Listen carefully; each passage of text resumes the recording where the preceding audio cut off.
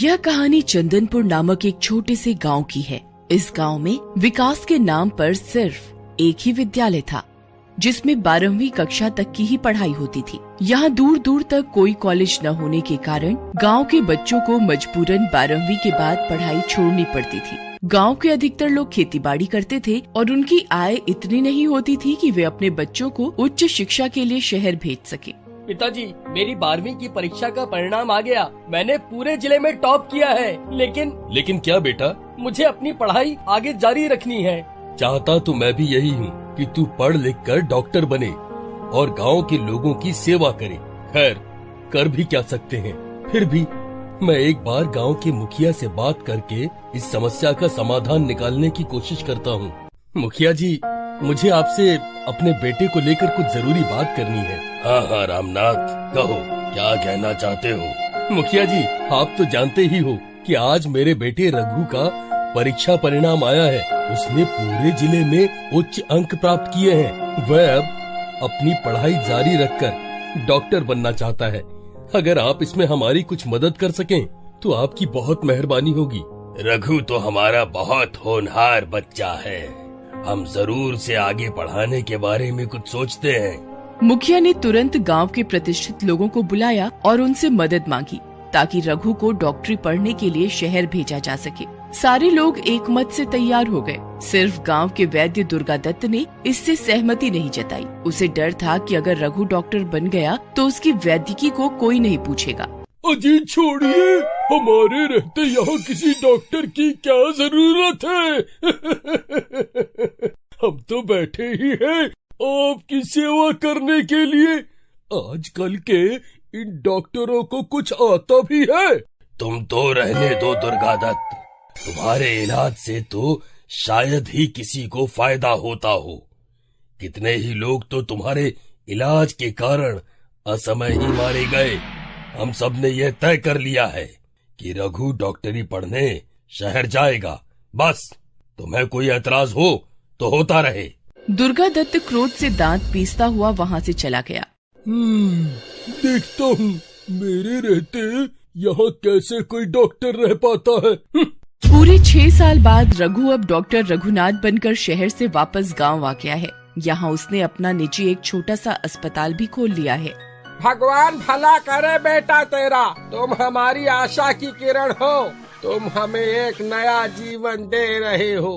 तुम्हारे इस प्रयास से अब हमें इलाज कराने के लिए ना तो शहर जाना पड़ता है और ना ही किसी नीम हकीम वैद्य के भरोसे रहना पड़ता है। दुर्गादत्त यह सब देखकर मन ही मन कुढ़ता रहता था।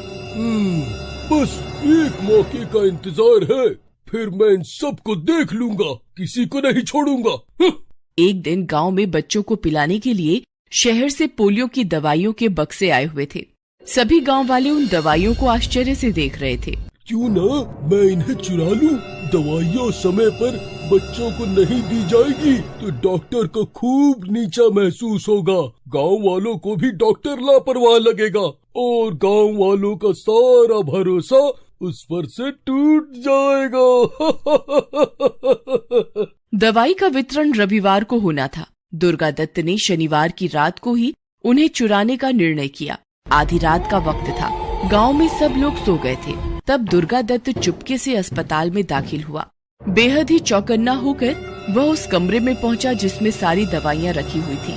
किसी को भनक न लगे इस डर से उसने कमरे की बत्ती नहीं जलाई और अपने साथ लाई छोटी सी टॉर्च के सहारे उसने पोलियो की दवाई का पूरा बक्सा उठा लिया। बक्से को उठाकर जैसे ही वह बाहर जाने को हुआ, उसका पैर किसी चीज पर पड़ा और वह बुरी तरह से फिसलकर फर्श पर गिर पड़ा। गिरने के क्रम में उसका सर वहां रखी लोहे की मेज से बड़ी जोर से टकराया और चित्त हो गया।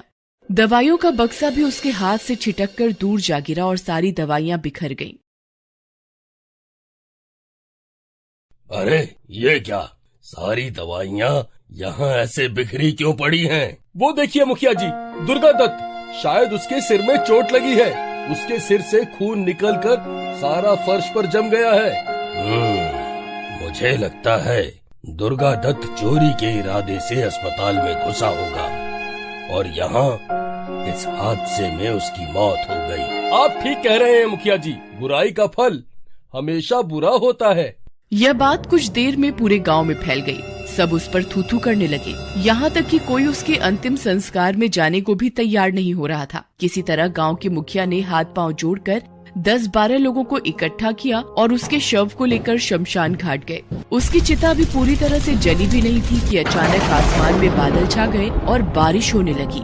यह देखकर गांव के लोग दुर्गा दत्त के शव को उसके हाल पर छोड़कर वापस आ गए। अधजले मांस की बू ने गांव के कुत्तों को अधीर कर दिया। लोगों के जाने के बाद दुर्गा दत्त के अधजले शव पर कुत्ते टूट पड़े और उसकी बोटी बोटी उधेड़ डाली। इस तरह हुआ दुर्गा दत्त का अंतिम संस्कार। मुखिया जी, क्यों ना अस्पताल में एक चौकीदार रख लें? हाँ जरूर, नेकी और पूछ नेक काम में देरी कैसी। जल्दी ही उस अस्पताल में चौकीदार रख लिया गया। उस रात जब चौकीदार अस्पताल में पहरा दे रहा था, तब उसे अंदर से कुछ आवाज सुनाई दी। उसे लगा जरूर कोई चोर घुस आया है। वह अंदर गया तो उसने पाया कि आवाज दवाइयों वाले कमरे से आ रही है। जैसे ही वह कमरे के दरवाजे तक गया और बत्ती जलाई, उसने वहाँ एक भयानक आकृति देखी। उस आकृति का सारा शरीर जला हुआ और जगह जगह से मांस उठा हुआ था, मानो किसी जानवर ने नोच डाला हो। वह बुरी तरह से दवाइयों को नष्ट करने में लगी हुई थी। चौकीदार को यह देखकर जैसे लकवा मार गया। वह डर के मारे वहीं जड़ होकर रह गया। जैसे तैसे हिम्मत करके वह भागने के लिए मुड़ा ही था कि अचानक वह आकृति एकदम से उसके सामने आ गई। उसने चौकीदार की गर्दन को अपने हाथों से जकड़ लिया। चौकीदार किसी परिंदे की तरह छटपटाने लगा। थोड़ी ही देर में उसके प्राणों ने उसके शरीर का साथ छोड़ दिया। चौकीदार को मुर्दा देखकर उस भयानक आकृति की आंखें एक पल के लिए चमकी और अगले ही पल उसने चौकीदार की लाश को बुरी तरह नोच खसोट डाला। अगले दिन डॉक्टर रघुनाथ और अन्य लोग के अस्पताल में आने पर उफ, इसकी भी मौत हो गई। डॉक्टर साहब, शायद रात को किसी जंगली जानवर ने ऐसा किया है। आप भयभीत मत होइए। खैर, चौकीदार का अंतिम संस्कार कर दिया गया और एक दूसरे चौकीदार को नियुक्त किया गया। लेकिन उस चौकीदार की भी उसी तरह कटी फटी लाश मिली तो सारे गांव में सनसनी फैल गई। एक हफ्ते के अंदर 2-2 चौकीदारों की मौत से सारा गांव दहशत में आ गया था। डॉक्टर साहब, यहाँ किसी भूत प्रेत का चक्कर है। हो न हो, यह काम जरूर दुर्गा दत्त की आत्मा कर रही है। मुझे तो कुछ समझ ही नहीं आ रहा है कि आखिर मैं क्या करूं। इस घटना के बाद से कोई भी चौकीदार वहाँ पर काम करने के लिए तैयार नहीं था। कुछ दिनों बाद मुखिया जी की पत्नी कमलावती अपने घर की सीढ़ियों पर से अचानक फिसलते हुए, "उई माँ!" क्या हुआ? कोई जवाब न पाकर वह बाहर आंगन में जाकर देखता है कि उसकी पत्नी गिर गई है और उसके सिर पर गहरी चोट आई है। आनन फानन में रघु को बुलाया गया और मुखिया की पत्नी को तत्काल अस्पताल में ले जाया गया। रात होने की वजह से कोई वहाँ रुकना नहीं चाहता था, इसलिए सब लोग वहाँ से धीरे धीरे चले गए। स्वयं मुखिया जी और रघु की भी यही राय थी, लेकिन मुखिया के घर पर इलाज की पूर्ण सुविधाएं न होने के कारण मजबूरीवश उन्हें वहाँ रुकना पड़ा। आधी रात हो चली थी। रघु ने मुखिया जी की पत्नी को टांके लगाकर पट्टी कर दी थी, पर वह अभी भी बेहोश थी। मुखिया जी और रघु भी बातें करते करते वहीं कुर्सी पर ही ऊँघ रहे थे। अचानक उन्हें एक खटके की आवाज सुनाई देती है और दोनों चौंक जाते हैं। आवाज दवाइयों के कमरे से आ रही थी। दोनों का दिल बुरी तरह धड़कने लगता है। रघु हिम्मत करके उठता है और उस तरफ जाने लगता है।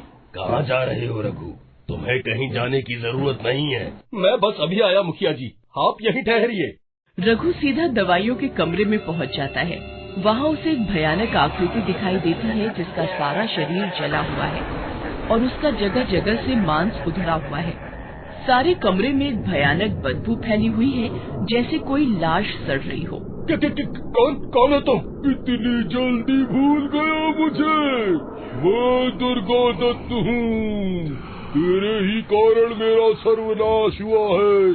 अब मैं तेरा सर्वनाश करूँगा। वह रघु की गर्दन पर अपना शिकंजा धीरे धीरे कसने लगता है। रघु किसी मुर्गे की तरह छटपटाता है। उसकी आंखें जैसे बाहर आने को ही होती हैं। छोड़ो मुझे, मैं कहता हूँ छोड़ो मुझे। रघु बेटा। अचानक दुर्गा दत्त की भयानक आकृति का ध्यान भंग हो जाता है और रघु उसके शिकंजे से छूट जाता है। मुखिया जी दुर्गा दत्त पर एक लकड़ी का टुकड़ा फेंक कर मारते हैं। हट, हमारे बीच में मत आ, कह देता हूँ। नहीं तो तू भी मरेगा साथ में। इसी दिन का तो मुझे काफी दिनों से इंतजार था। अब कहाँ जाएगा मुझसे बचकर। अचानक रघु उस भयानक आकृति को चकमा देकर और मुखिया को उठाकर उस कमरे में आता है जिसमें उसकी पत्नी थी। फिर वो दोनों जैसे तैसे उनकी पत्नी को स्ट्रेचर पर लादकर वहाँ से बाहर निकलते हैं। बचाओ बचाओ! उनकी आवाज सुनकर कुछ ही देर में गांव के कई लोग हाथों में लाठियां और लालटेन लेकर वहां आ जाते हैं और उन लोगों को लेकर वहां से निकल जाते हैं। सुबह मुखिया और रघु द्वारा रात की घटना सुनकर गांव के लोग आपस में विचार कर वाराणसी से एक सिद्ध तांत्रिक को बुला कर लाते हैं। सारी बातें सुनने और उस जगह का मुआयना करने के बाद मैं उस दुष्ट आत्मा को खत्म तो नहीं कर सकता, हाँ, पर इतना अवश्य कर सकता हूँ कि उसे उसी कमरे में कैद कर दूं, जिससे वह किसी को कोई नुकसान न पहुंचा पाए। जैसा आपको ठीक लगे, बस आप इससे हमारा पीछा छुड़ाइए। अब ये आत्मा इसी कक्ष में कैद रहेगी, लेकिन सावधान, भूल से भी इस कमरे का ताला नहीं खुलना चाहिए, वरना अनर्थ हो जाएगा। वो पापी आत्मा आजाद होकर सारे गांव को तबाह कर देगी। इस घटना को आज 15 साल से भी ऊपर हो गए हैं। डॉक्टर रघुनाथ की प्रसिद्धि चारों तरफ फैल गई है। अब उनका छोटा सा अस्पताल विस्तृत होकर बड़ा बन गया है, जहां आज कई डॉक्टर और तमाम तरह की आधुनिक मेडिकल सुविधाएं मरीजों के लिए उपलब्ध हैं। लेकिन इस अस्पताल का वो शापित कमरा जिसमें दुर्गा दत्त की आत्मा कैद है, आज भी बंद है। ये कहानी है मायागंज के एक प्राइवेट अस्पताल की। रात के 12:30 बज रहे थे। हर ओर सन्नाटा था। अस्पताल के एक बिस्तर पर अनन्या आंखें मूंद कर लेटी हुई थी। कुछ और मरीज भी अपने अपने बिस्तर पर सोए हुए थे। अनन्या के हाथ में स्लाइन लगी हुई थी। उसके बिस्तर के ऊपर एक मॉनिटर भी लगा था जिसमें आड़ी टेढ़ी रेखाएं चल रही थीं। अचानक अनन्या को किसी औरत के रोने की आवाज आई। उस आवाज से उसकी नींद टूट गई। अरे, इतनी रात को अस्पताल में कौन रो रहा है? कहीं किसी के साथ कोई अनहोनी तो नहीं हो गई? अनन्या ने अपनी आंखें खोली तो उसने जो देखा, उसे देखकर उसकी चीख निकल गई। उसने देखा कि उसके सामने एक बहुत ही भयानक चुड़ैल खड़ी है, जो उसे देखकर रोए जा रही है।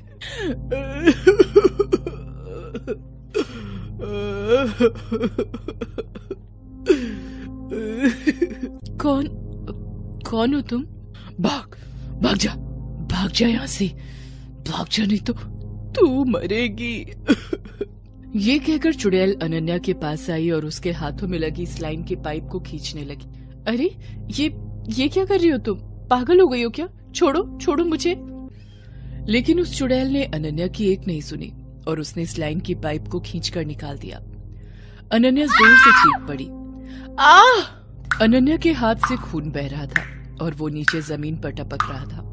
उसके खून से अस्पताल की फर्श धीरे धीरे कर लाल होती जा रही थी। क्यों कर रही हो तुम ये सब? मैंने क्या बिगाड़ा है तुम्हारा? भाग जा यहाँ से, भाग जा, नहीं तो तू मरेगी। अनन्या दर्द से करा रही थी। तभी चुड़ैल ने उसके बिस्तर के ऊपर लगे मॉनिटर को घूर कर देखा और उसे अपने नाखूनों से नोचने लगा। फिर एक जोरदार मुक्का वो उस मॉनिटर पर मारती है। उसकी स्क्रीन पूरी टूट जाती है। उसके बाद वो चुड़ैल अपने हाथ से मॉनिटर निकालती है और अनन्या की तरफ फेंकती। अनन्या खुद को बचाने के लिए जोर से चीख पड़ती है, बचाओ। अनन्या की चीख सुनकर उसके बिस्तर के पास बैठी उसकी 10 साल की बेटी अर्पिता बहुत घबरा गई और उसने अपनी माँ से कहा, क्या हुआ माँ, क्या हुआ? तुम इस तरह क्यों चीखी? चुड़ैल, वो चुड़ैल मार देगी मुझे, मार देगी। कौन मार देगी? वो चुड़ैल, देखो तो, उसने मेरी स्लाइन खोल दी है और मॉनिटर भी तोड़ दिया। ये सब तुम क्या कह रही हो माँ? ऐसा तो कुछ नहीं हुआ है। ये देखो, ये स्लाइन तो लगी हुई है तुम्हारे हाथों में। अनन्या ने भी घूर कर अपने हाथों की ओर देखा, फिर अपने बिस्तर के ऊपर लगी मॉनिटर की ओर। अरे, यहाँ तो सब ठीक है। इसका मतलब मैं कोई सपना देख रही थी। हाँ माँ, तुम कोई सपना देख रही थी। बहुत ही डरावना सपना था बेटी, बहुत ही डरावना। अनन्या 2 दिन पहले ही अस्पताल में एडमिट हुई है। घर पर काम करते करते अचानक उसे चक्कर आ गया था और वो बेहोश हो गई थी। वो तो संयोग अच्छा था कि उसकी बेटी अर्पिता उस समय घर में थी। माँ, क्या हुआ माँ? उठो ना माँ। अर्पिता पड़ोसियों की मदद से अपनी माँ को अस्पताल ले आई।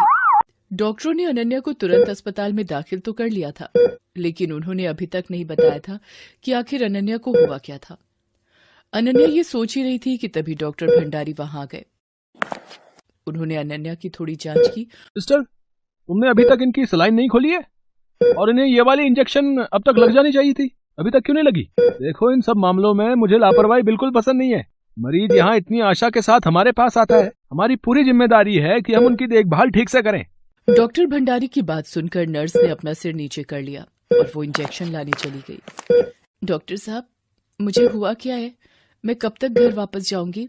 बहुत जल्द। ये कहकर डॉक्टर भंडारी वहां से चले गए। कुछ देर बाद नर्स ने आकर अनन्या की स्लाइन खोली और उन्हें इंजेक्शन लगाया और वो भी चली गई। उनके जाने के बाद अनन्या ने अर्पिता से कहा कि उसे वॉशरूम जाना है, इसलिए वो उठकर बाथरूम चली गई। बाथरूम से जब वो लौट रही थी तो उसे लगा कि कोई उसके पीछे है और वो उससे कुछ कह रहा है। उसने जब पीछे मुड़कर देखा तो उसे वही चुड़ैल फिर से दिखी। भाग जा यहाँ से, भाग जा, नहीं तो तू मरेगी। उस चुड़ैल को देखकर अनन्या के हाथ पांव फूल गए। वो भागी भागी अपने वार्ड की ओर जाने लगी, लेकिन जैसे ही वो अपने वार्ड में पहुंची, वहां का नजारा देखकर उसके पैर कांपने लगे। उसने देखा कि अस्पताल के हर बिस्तर पर वही लेटी हुई है और वहीं बिस्तर के पास उसकी बेटी अर्पिता बैठी हुई है। क्या हो रहा है मुझे हर बिस्तर पर मैं खुद ही क्यों दिख रही हूँ? और ये अर्पिता भी सभी जगह क्यों दिख रही है मुझे? अर्पिता। उसकी आवाज का शोर सुनकर अर्पिता ने अपनी माँ को जोर से पकड़ लिया और उससे कहा, माँ, क्या हुआ माँ? तुमने फिर से कोई सपना देखा क्या? अर्पिता की बातों को सुनकर अनन्या उसकी ओर घूर घूर कर देखने लगी। उसने देखा कि वो तो अपने बिस्तर पर है। मैं यहाँ कैसे आई? मैं तो बाथरूम गई थी ना। नहीं माँ, तुम तो यहाँ मेरे पास ही हो, इस बिस्तर पर। नहीं, ये कैसे हो सकता है? मैं तो बाथरूम गई थी, वहाँ वो चुड़ैल। इतना कहकर वो चीखने लगी। अनन्या का शोर सुनकर वहाँ पर डॉक्टर भंडारी और नर्स भी आ गए। क्या हुआ है आपको? तब अनन्या ने डॉक्टर भंडारी की ओर घूर कर देखा। उस समय उसकी आंखें पूरी लाल हो गई। अनन्या ने डॉक्टर भंडारी का कॉलर पकड़ लिया और उसे अपनी ओर खींचती हुई अजीब सी आवाज में बोली, कौन सा इंजेक्शन दिया मुझे डॉक्टर भंडारी? कौन सा? अरे छोड़िए मुझे। मैं तुझे नहीं छोड़ूंगी भंडारी, मार दूंगी मैं तुझे। ये कहकर अनन्या डॉक्टर भंडारी के कंधे पर चढ़ गई, लेकिन जैसे ही वो उसके कंधे पर चढ़ी तो उसका चेहरा बिल्कुल बदल गया और वो एक चुड़ैल के रूप में बदल गई। जैसे ही उसका चेहरा वहां खड़ी नर्स ने देखा, वो चिल्ला उठी, ये तो माला है, लेकिन ये तो। उसके बाद चुड़ैल ने डॉक्टर भंडारी को नीचे गिरा दिया और उसके सीने को अपने नाखूनों से नोचने लगी। खून की धार डॉक्टर भंडारी के सीने से बहने लगी। छोड़ो मुझे।